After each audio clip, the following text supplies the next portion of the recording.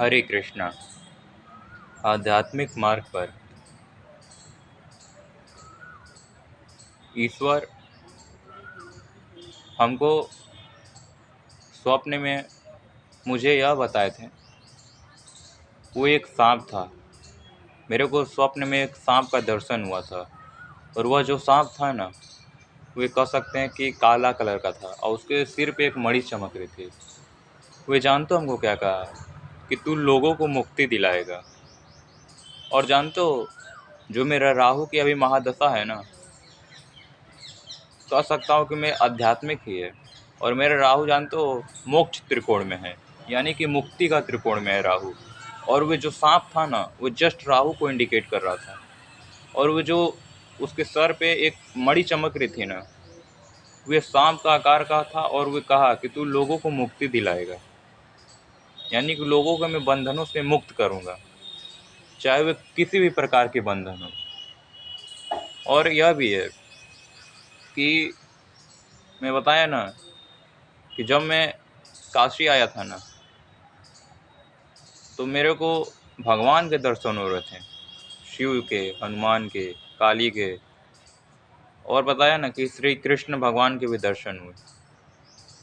और मेरी जो डेस्टिनी है ना भाई, वो आध्यात्मिक भाग्य है। जब मैं 9वें घर का मालिक 12वें घर में आया, तभी मैं यहाँ काशी भी आया।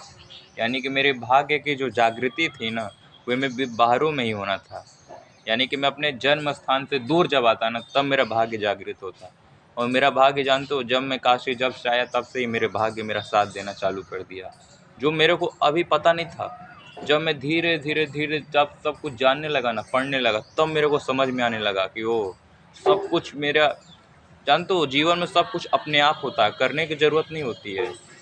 क्योंकि समय जैसा जैसा जैसा जैसा समय आना होता है ना, जस्ट आपकी बुद्धि के अनुसार उसको फिट कर दिया जाएगा पहले से। भगवान उस चीज़ को ना पहले से फिट कर देता है। जैसे जैसे आपको प्रारब्ध जो होता है ना आपका, उसके अनुसार आपकी बुद्धि चलने लगेगी। जैसे आपके बुद्धि में आया, आपके मन में आया पहले एक इंटेंट, यानी कि भाव।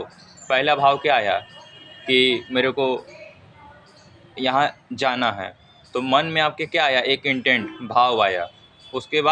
उसके बाद आपने कर्म की ओर ध्यान दिया, कर्म के ध्यान दिया, उसके बाद आप वहाँ पहुँच गए। तो जो कुछ भी है ना, पहले आपके मन में वो चीज़ आएगी, और उसके मन के आने के बाद वो कर्म है ना, फिर आप करने लगेंगे। क्योंकि काल पुरुष की कुंडली में क्या है?